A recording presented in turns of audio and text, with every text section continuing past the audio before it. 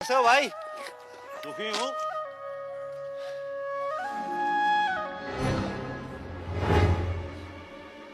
दुखी हूँ।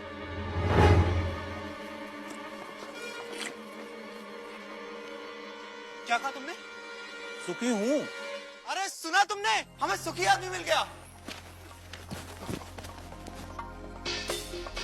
क्या तुम सुखी हो? एक ही बात कितनी बार कहूँ? हाँ, मैं सुखी हूँ। लेकिन तुम्हारी कमीज कहाँ है? कमीज? क्या तुमने राजा की घोषणा नहीं सुनी? राजा को सुखी आदमी की कमीज चाहिए। पर मेरे पास तो कमीज नहीं है। क्या तुम्हारे पास कमीज भी नहीं है? फिर तुम सुखी कैसे हुए? मेरा सुख कमीज में नहीं है, मैं ही सुख हूँ। अन्नदाता, वह कह रहा था कि उसका सुख कमीज में नहीं है, वह ही सुख है। वह सुखी है, लेकिन उसके पास कमीज नहीं है। बलभद्र, उसे मेरे पास ले आओ। क्यों? क्या राजा को मेरी और मेरी बैलगाड़ी की सेवा चाहिए? पर उसके पास तो हाथी, घोड़े, रथ। भूरा, राजा को तुम्हारी बैलगाड़ी या तुम्हारी सेवा नहीं चाहिए। राजा तो तुमसे मिलना चाहते हैं। पर मैं राजा से मिलकर क्या करूंगा? शायद वे तुम्हें पुरस्कार देना चाहते हो। पर मैं राजा से पुरस्कार लेकर क्या करूंगा? शायद पुरस्कार के धन से तुम और सुख पा सको, कमीज खरीद सको। दाता, मैं कमीज के बिना भी सुखी हूँ। पर मैंने सुना है कि धन से वस्तुएं मिलती हैं।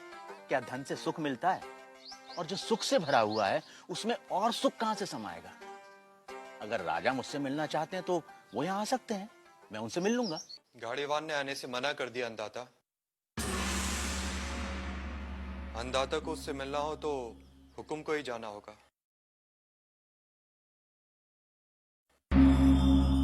और गाड़ीवान से मिलने राजा अपने मंत्री हजूरियों दासों के साथ गाड़ीवान भूरा के गांव पहुंचा।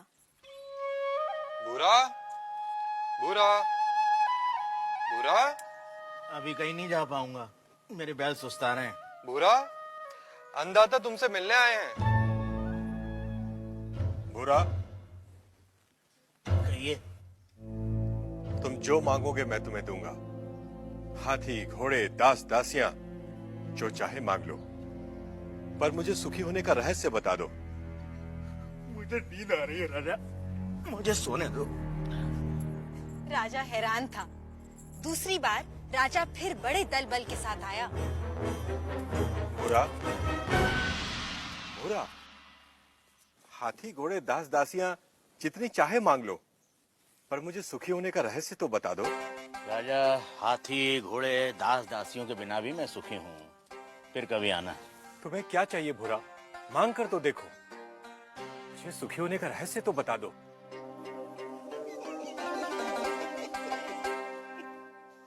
जो स्वयं सुख की खान है उसे लालच देने का काम मूर्ख ही कर सकता है।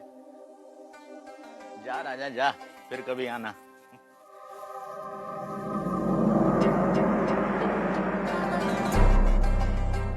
और राजा चला गया। उसे समझ नहीं आया कि गाड़ीवान भूरे को क्या चाहिए था। कि अचानक राजा एक दिन अकेले गाड़ीवान के सामने आ खड़ा हुआ।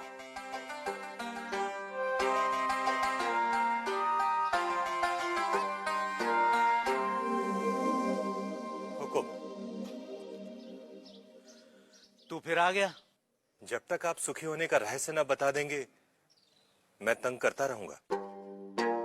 मेरी पीठ खुजा सकेगा? हाँ मालिक। ला, खुजा। रहने दे, रहने दे। ठीक से बैठ जा, बैठ ठीक से। पहले ही अपने दिखावे का बोझ छोड़कर आता तो मेरी पीठ खुजलाने से बच जाता। पूछ, क्या जानना चाहता है? यह कैसा रहस्य है कि जिसके पास सैकड़ों कमीजें हैं वह सुखी नहीं है, और जिसके पास कोई कमीज नहीं वह सुखी है? राजे, सुख का कारण कमीज नहीं, आत्मा है। जो यह जान लेता है कि सुख का कारण भीतर है, उसे सुखी होने के लिए बाहरी वस्तुओं की जरूरत नहीं पड़ती। पर मन तो हमेशा सुख के लिए बाहरी वस्तुओं के पीछे भागता रहता है। इसीलिए राजे, जो अपने आनंद स्वरूप आत्मा को जान लेता है वह वस्तुओं के पीछे भागना बंद कर देता है। मैं समझा नहीं। राजे, आनंद आत्मा का स्वरूप है। आत्मा अनंत है, इसलिए आनंद भी अनंत है। आत्मा के स्वरूप के कारण व्यक्ति स्वयं से हर क्षण प्रेम करता है।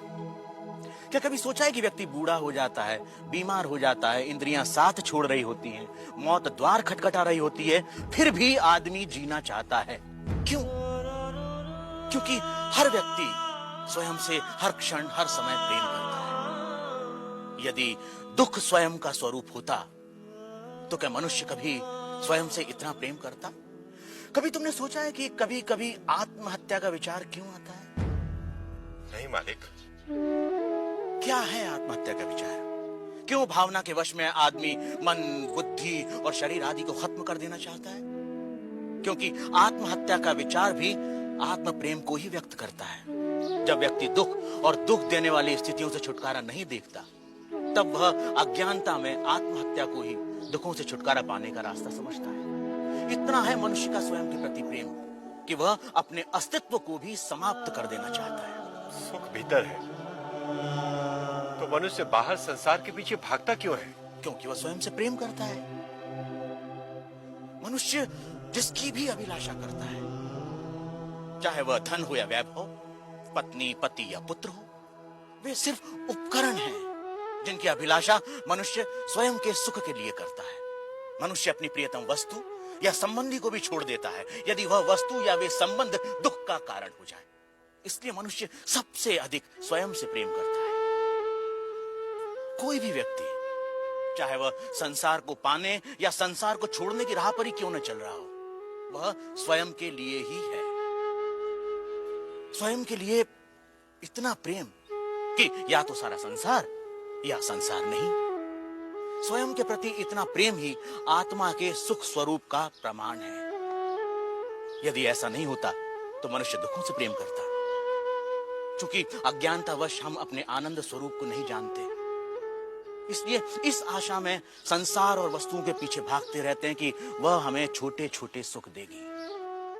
यह ठीक वैसा ही है कि जो सुखों का स्वामी है, राजा है, वह खुद को भिखारी समझ दूसरों से इसकी उम्मीद करता है। यही है अज्ञान की शक्ति। इसलिए राजे, संबंधों का और वस्तुओं का सुख स्थायी नहीं होता, परंतु आत्मा का आनंद असीम होता है। वो कैसे स्थायी है? राजे, जब भी हम किसी प्रिय व्यक्ति या प्रिय वस्तु को देखते हैं तो उससे आनंद होता है। इस आनंद को शास्त्र प्रिय कहते हैं। और जब हम उस वस्तु को पा लेते हैं या उस व्यक्ति से मिल लेते हैं, तब वह आनंद कई गुना बढ़ जाता है। उसे मोद कहते हैं। और जब हम उस वस्तु का उपभोग करते हैं, तब उससे प्राप्त होने वाले आनंद को प्रमोद कहते हैं। परंतु जैसे ही हम उस व्यक्ति या उस वस्तु से अलग हो जाते हैं, वह आनंद भी समाप्त हो जाता है। इसलिए राजे, वस्तुओं का आनंद, व्यक्तियों का आनंद स्थायी नहीं होता, परंतु आत्मा का आनंद स्थायी और अनंत होता है। बुरा व राजा में आनंद पर लंबी चर्चा हुई, जिसे वेदांत में आनंद मीमांसा कहते हैं। सात्विक आनंद, राजसिक आनंद, तामसिक आनंद से लेकर अलग अलग प्राणियों और अवस्थाओं में आनंद की अनुभूति और उसके कारणों की बुरा ने मीमांसा की। पर अंत में राजा ने वह प्रश्न किया जो इस समय हम सबके मन में है। आर्य, यदि मैं ही आत्मा और आत्मा का आनंद स्थान, समय, जन्म, शरीर, मन, बुद्धि और बाहर की किसी भी वस्तु से स्वतंत्र होता है, तो मैं अनंत, असीमित और पूर्ण आनंद का अनुभव क्यों नहीं कर पाता? राजे, यदि तुम अपनी आंखें बंद करोगे तो अंधेरा ही दिखाई देगा। जब तक तुम शरीर, मन, बुद्धि, संसार, वस्तुएं, रस, भाव और विचारों की ओर ही देखोगे, तब तक तुम उस अनंत, असीमित और पूर्ण का अनुभव नहीं कर सकोगे। इसमें गलती आत्मा की नहीं, हमारे दृष्टिकोण की है। इसलिए राजा, यदि सुख चाहते हो तो बाहर नहीं, भीतर देखो। तो सूत्रधार, क्या इसका ये अर्थ हुआ कि सुख की कामना ही आत्मा के आनंद स्वरूप का कारण है? नहीं, नहीं, नहीं। यदि तुम सुख चाहते हो तो बाहर नहीं, भीतर देखो। सूत्रधार, क्या इसका ये अर्थ हुआ कि सुख की कामना ही आत्मा के आनंद स्वरूप का कारण है? नहीं, नहीं, नहीं। यदि तुम सुख चाहते हो तो बाहर नहीं, भीतर देखो। तो सूत्रधार, तुमने ठीक समझा नटी। इसीलिए पूरा जीवन हम सुख की तलाश में रहते हैं। आप जो होते हैं पूरा जीवन उसी की ही खोज करते हैं। हम आनंद है, इसीलिए हम अनंत सुख की अभिलाषा रखते हैं। इस सत्य को ना जानना ही दुख का कारण है।